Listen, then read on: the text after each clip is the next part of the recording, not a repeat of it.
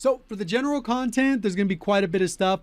This is the one that covers all the modes. So regardless if you play multiplayer, in-game, zombies, whatever, Warzone, and then this is what you're going to get. So we're going to get the FG42. This is going to be assault rifle. This will be on page 3 of the battle pass. So you'll be able to get it through that way. Full auto assault rifle, excellent damage, respectable rate of fire, balanced by slower handling, and short open bolt delay, which usually isn't pretty good. It's kind of weird because it like looks like an LMG, but obviously it's going to function more like an assault rifle. Those are prestige camos, and then as we get through, we get the Gremlin, which is an SMG. It looks like it could be put in a Kimbo, the way it's held there.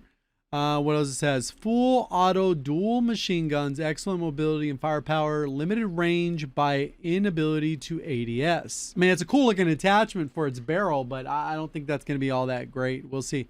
And then those are the camos for it. And then in season, we're going to get this LMG called the Mammoth, which it says full auto light machine gun. Twin reciprocating barrels provide massive damage with manageable recoil, slow rate of fire, mobility, and handling. Looks cool. It kind of looks like a weird PKM. I don't know. I don't know enough about like real life weapons to see what this is actually like. It's just being called the Mammoth. So we'll see what ends up happening with that. We get a mace melee weapon. Those are camos on that one. Sure. We're going to get new attachment. We're going to get the Grid Breaker kit. It's a barrel for the pistol. We're going to convert the Jaeger into a recharging EMP device. Improved movement speed. Fires a localized blast that deals minor damage and disrupts enemy electronics. So that's a PvE style weapon, right? No way that's going to work in multiplayer in Warzone. Novaline. Interesting. So it's going to get a thermal, converts the weapon into a top-loaded semi-auto rifle with devastating firepower and accuracy complemented by a solid fire rate.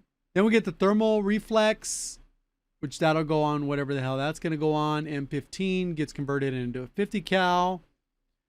RK gets a calibrated strike system. It says it's a barrel, weekly challenges. Redacted. Nice. Peacekeeper gets the accelerator. It's a fire mod. Redacted. Okay, it looks like we're going to get a zombies event. It'll probably be for the survival map that they're adding. And that's going to be for Totenreich. Event, Machine of War. And this will be for each of the modes. Yeah, this one's only zombies. And then this one will have every mode. Machine of War. All right, cool. 30th anniversary. They'll have some other stuff in there. Weekly events will be back, which... nothing new there. Some seasonal camos. Battle pass stuff. All right, cool. Let's see what's going on with Warzone. So, new Verdansk POI. We're going to get limited time modes, new gameplay features, and then Resurgence ranked play. All right. So, we get drone labs. This will be at launch. So, right away, eyes up, operators. The skies of Verdansk have never been more loaded as a brand new drone labs POI arrives east of the TV station and south of Quarry. Run by Automaton Labs, the facility is ramping up production and unleashing supply drones across Verdansk, carrying valuable gear for those who shoot them down and retrieve the goods before the enemy can get there first. I mean, it looks cool. It kind of looks like, I don't know, it doesn't look like it belongs on Verdansk, but I mean, it does look cool. All right, I guess we'll see kind of how that armed JLTV. That seems trolly as hell. So new LTM. So we're going to get lockdown casual.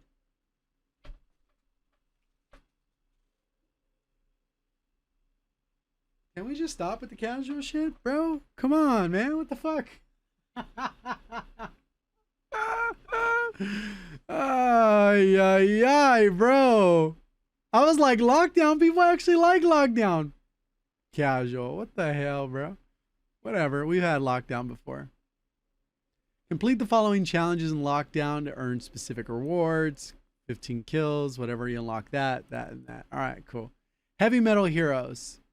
All right, cool. I wasn't a fan of this mode, but it is not casual, so you'll be able to just play it. Drop into Heavy Metal Heroes and gear up for an explosive combat in the limited time mode. Squads can harness heavy vehicle weapon fire to turn the tide. While eliminations reward operators with powerful buffs like faster movement, weapon handling, ammo, and armor regeneration, and other critical upgrades, when you're not raining down heavy fire from behind the wheel, loot mobility abilities loot mobility abilities like flicker, kinetic jump, and the grappling hook to stay agile. Outmaneuver enemy squads and fight to be the last team standing. Heavy metal heroes give squads more ways to stay in the fight. The extra respawn tokens and shorter timers for revives and redeploy towers.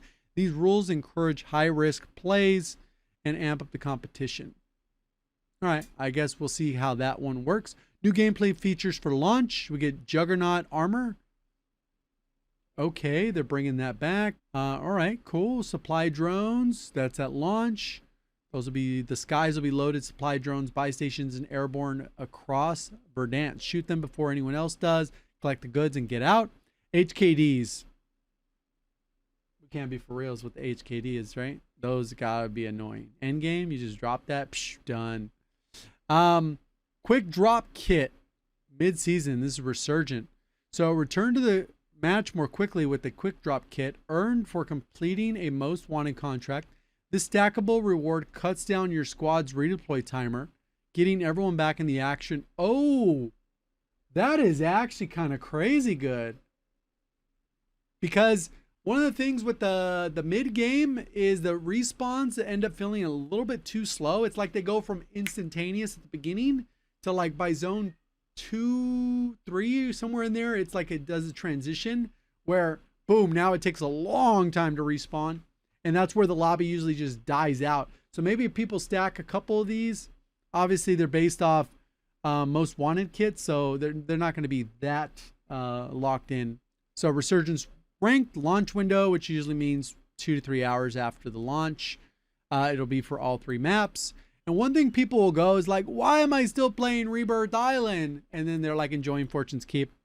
And then they'll go, why am I still playing Haven's Hollow? And they're enjoying Rebirth Island, especially the new Rebirth Island or updated Rebirth Island. They'll be like, dude, why am I still playing Rebirth Island? And then they're like playing Haven's Hollow. And then, dude, I don't like, you know, it's always one of those things where people like the various modes. And I guess it's a pretty even distribution of people that like the various modes, especially in ranked, even though I do see people complain about each of the maps, but they're always advocating for another map when they're complaining about another map. So it's kind of an interesting thing.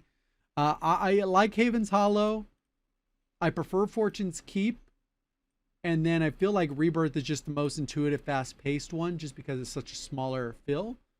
But I prefer the play of Fortune Keep overall better. And then Haven's Hollow, I think, is good, but I'm not the biggest fan of the map. I don't think it's like, I just prefer a little bit faster, smoother paced of these other two.